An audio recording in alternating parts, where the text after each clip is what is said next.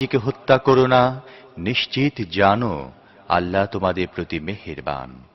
যে ব্যক্তি জুলুম ও অন্যায় বাড়াবাড়ি করে এমনটি করবে তাকে আমি অবশ্যই আগুনে নিক্ষেপ করব। আর আল্লাহর জন্য এটা কোনো কঠিন কাজ নয়।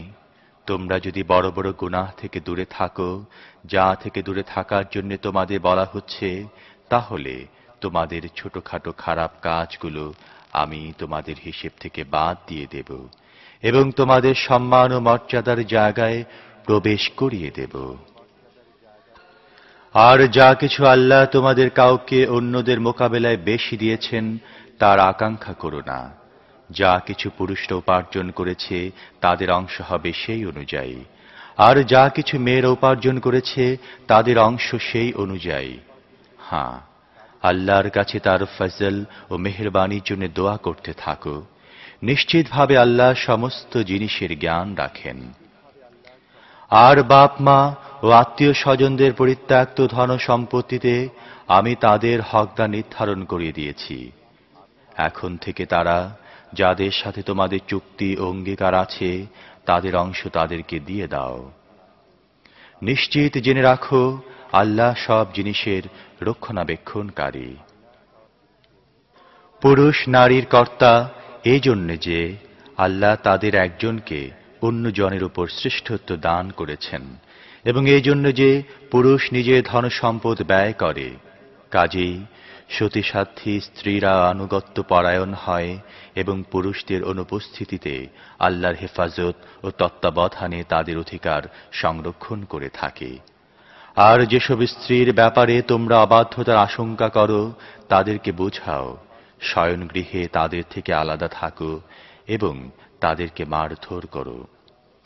তারপর যদি তারা তোমাদের অনুগত হয়ে যায় তাহলে অযথা তাদের উপর নির্যাতন চালাবার জন্য বাহানা তালাশ করো না। নিশ্চিতভাবে জেনে রাখো আল্লাহ ওপরে আছেন, তিনি বড় ও শ্রেষ্ঠ। আর যদি কোথাও তোমাদের স্বামী স্ত্রী সম্পর্কে বিগড়ে যাবার আশঙ্কা দেখা দেয় তাহলে পুরুষের আত্মীয়দের মধ্য থেকে একজন সালিস এবং স্ত্রী আত্মীয়দের মধ্য থেকে একজন সালিস নির্ধারিত করে দাও। তারা দুজন সংশোধন করে নিতে চাইলে আল্লাহ তাদের মধ্যে মীমাংসা ও মিলমেশের পরিবেশ সৃষ্টি করে দেবেন। আল্লাহ সবকিছু জানেন, তিনি সর্বজ্ঞ। আর তোমরা সবাই আল্লাহর বন্দেগী করো, তার সাথে কাউকে শরীক করো না। বাপ মার সাথে ভালো ব্যবহার করো, নিকট আত্মীয় ও এতিম মিসকিনদের সাথে সদ্ব্যবহার করো। আত্মীয় প্রতিবেশী, অনাত্মীয় প্রতিবেশী, পার্শ্ব সাথী, মুসাফির এবং তোমাদের মালিকানাধীন বাদী ও গোলামদের প্রতি সদয় ব্যবহার করো। নিশ্চিতভাবে জেনে রাখো আল্লাহ এমন কোনো ব্যক্তিকে পছন্দ করেন না যে আত্ম অহংকারে ধরাকে সরা জ্ঞান করে এবং নিজের বড়াই করে। আর আল্লাহ এমন লোকদেরকেও পছন্দ করেন না যারা কৃপণতা করে, অন্যদেরকে কৃপণতা করার নির্দেশ দেয়, এবং আল্লাহ নিজ অনুগ্রহে তাদেরকে যা কিছু দিয়েছেন সেগুলো গোপন করে। এই ধরনের অনুগ্রহ অস্বীকারী লোকদের জন্য আমি লাঞ্ছনাপূর্ণ শাস্তির ব্যবস্থা করে রেখেছি। আর আল্লাহ তাদেরকে অপছন্দ করেন যারা নিজেদের ধনসম্পদ কেবলমাত্র লোকদেরকে দেখাবার জন্য ব্যয় করে এবং আসলে না আল্লাহর প্রতি ঈমান রাখে আর না আখিরাতের দিনের প্রতি। সত্য বলতে কি, শয়তান যার সাথী হয়েছে তার ভাগ্যে বড় খারাপ সাথী জুটেছে। হ্যাঁ, যদি তারা আল্লাহ ও শেষ দিনের প্রতি ঈমান আনত এবং যা কিছু আল্লাহ তাদেরকে দিয়েছেন তা থেকে ব্যয় করত, তাহলে তাদের মাথায় এমন কি আকাশ ভেঙে পড়ত? যদি তারা এমনটি করত তাহলে তাদের নেকির অবস্থা আল্লাহর কাছে গোপন থেকে যেত না। আল্লাহ কারো ওপর এক অনুপরিমাণও জুলুম করেন না। যদি কেউ একটি সৎ কাজ করে তাহলে আল্লাহ তাকে দ্বিগুণ করে দেন এবং নিজের পক্ষ থেকে তাকে মহাপুরস্কার প্রদান করেন। তারপর চিন্তা করো, তখন তারা কি করবে যখন আমি প্রত্যেক উম্মত থেকে একজন সাক্ষী আনব এবং তাদের উপর তোমাকে অর্থাৎ মুহাম্মদ সাল্লাল্লাহু আলাইহি ওয়াসাল্লামকে সাক্ষী হিসেবে দাঁড় করাবো। সে সময় যারা রসুলের কথা মানেনি এবং তার নাফরমানি করতে থেকেছে তারা কামনা করবে, হায় জমিন যদি ফেটে যেত এবং তারা তার মধ্যে চলে যেত, সেখানে তার আল্লাহর কাছ থেকে নিজেদের কোনো কথা লুকিয়ে রাখতে পারবে না। হে ঈমানদারগণ, তোমরা নেশাগ্রস্ত অবস্থায় নামাজের কাছে যেও না। নামাজ সেই সময় পড়া উচিত যখন তোমরা যা বলছো তা জানতে পারো। অনুরূপভাবে অপবিত্র অবস্থায়ও গোসল না করা পর্যন্ত নামাজের কাছে যেও না। তবে যদি পথ অতিক্রমকারী হও তাহলে অবশ্য স্বতন্ত্র কথা। আর যদি কখনো তোমরা অসুস্থ হয়ে পড়ো, সফরে থাকো, বা তোমাদের কেউ মলমূত্র ত্যাগ করে আসে, অথবা তোমরা নারী সম্ভোগ করে থাকো এবং এরপর পানি না পাও, তাহলে পাক পবিত্র মাটির সাহায্য গ্রহণ করো এবং তা নিজেদের চেহারা ও হাতের উপর বোলাও। নিঃসন্দেহে আল্লাহ কোমলতা অবলম্বনকারী ও ক্ষমাশীল। তুমি কি তাদেরকেও দেখেছ যাদেরকে কিতাবের জ্ঞানের কিছু অংশ দেয়া হয়েছে? তারা নিজেরাই গোমরাহের খরিদ্দার বনে গেছে এবং কামনা করছে যেন তোমরাও পথ ভুল করে বসো। আল্লাহ তোমাদের শত্রুদের ভালো করে জানেন এবং তোমাদের সাহায্য সমর্থনের জন্য আল্লাহই যথেষ্ট। যারা ইহুদি হয়ে গেছে তাদের মধ্যে এমন কিছু লোক আছে যারা শব্দকে তার স্থান থেকে ফিরিয়ে দেয় এবং সত্য দিনের বিরুদ্ধে বিদ্বেষ প্রকাশের জন্য নিজেদের জিহ্বা কুঞ্চিত করে বলে, আমরা শুনলাম এবং আমরা অমান্য করলাম। আর শোনে না শোনার মতো এবং বলে, রাই না। অথচ তারা যদি বলতো, আমরা শুনলাম ও মেনে নিলাম এবং শোনো ও আমাদের প্রতি লক্ষ্য করো, তাহলে এটা তাদেরই জন্য ভালো হতো এবং এটাই হতো অধিকতর সততার পরিচায়ক। কিন্তু তাদের বাতিল পরস্তির কারণে তাদের উপর আল্লাহর অভিশাপ পড়েছে, তাই তারা খুব কমই ঈমান এনে থাকে। হে কিতাবধারীগণ, সেই কিতাবটি মেনে নাও যেটি আমি এখন নাজিল করেছি এবং যেটি তোমাদের কাছে আগে থেকে মওজুদ কিতাবের সত্যতা প্রমাণ করে এবং তার প্রতি সমর্থন জানায়।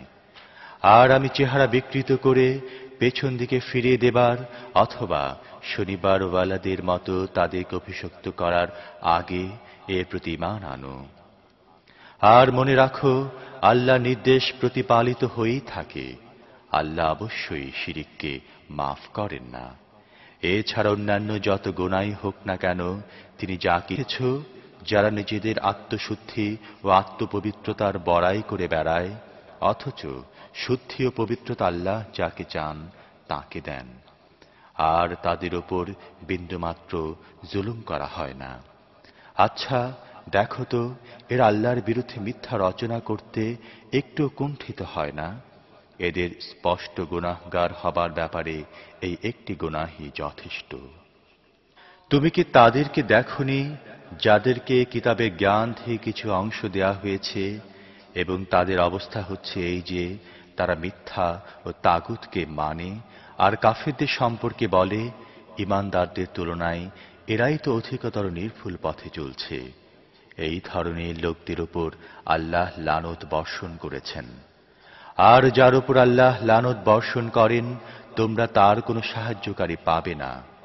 রাষ্ট্র পরিচালনায় তাদের কোনো অংশ আছে কি?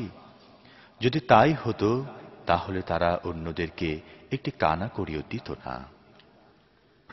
তাহলে কি অন্যদের প্রতি তারা এই জন্য হিংসা করছে যে আল্লাহ তাদেরকে নিজের অনুগ্রহ দানে সমৃদ্ধ করেছেন?